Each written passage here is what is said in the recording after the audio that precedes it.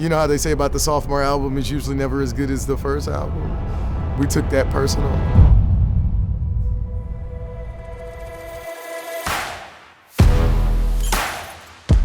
And we really wanted to create an event that shows like, no, this is how we're showing up moving forward.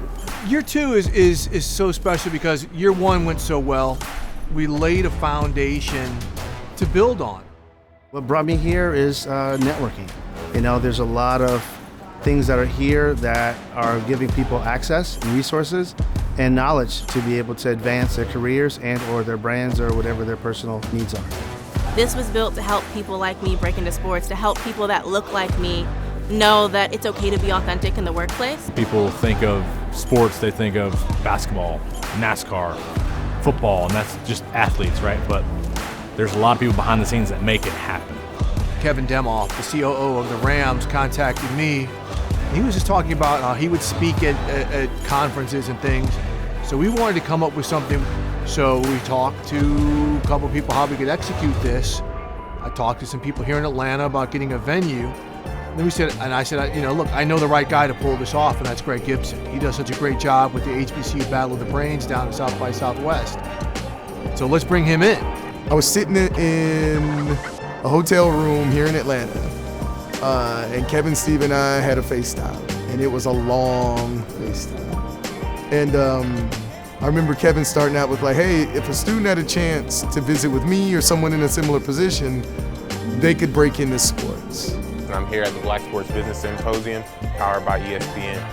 Today I'm really focused on meeting professionals, meeting colleagues, and really just trying to build relationships. So when I leave the symposium, I have a really solid network in sports. I've been really tapped into the ESPN and NFL network recruiters. I have a huge interest in football, specifically like the schematics, trying to show my mock draft as much as I can. I'm really looking forward to hearing from Maria Taylor. I think she is such a good representation of a Black woman that has gained success in a field where we don't often see ourselves reflected. I was lucky enough to have allies that, showed me the way, but to be in a room where I can be able to meet advocates and meet mentors to continue to guide me and give me direction has been helpful.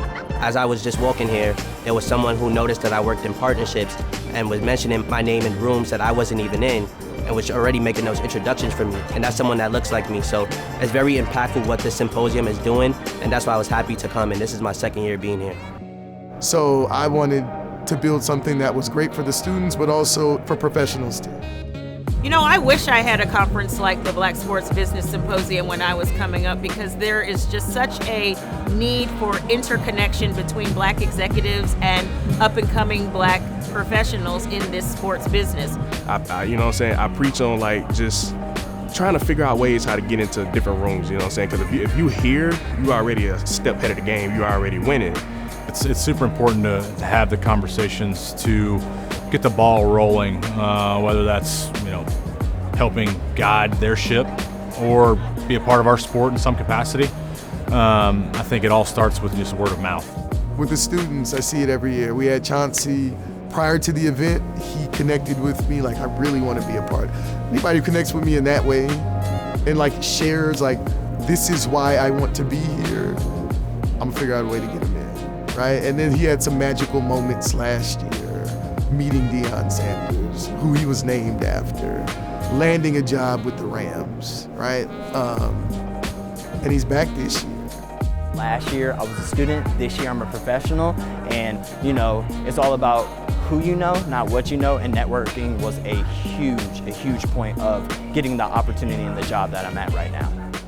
Having the opportunity to actually speak to the crowd today was something that I was not expecting, was not on my bingo card for this year, but it was a phenomenal experience, and so very thankful to be talking to lots of students and young professionals who, not too long ago, I was in their spot. So to be able to impart the experience and some of the little bit of wealth that knowledge I've acquired is definitely a full 180 experience to be able to share with them.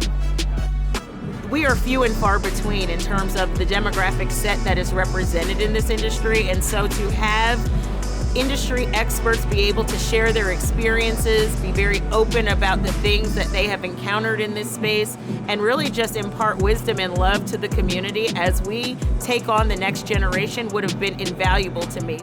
As I leave the conference, the thing that I will remember most and reflect on is that there is power in community.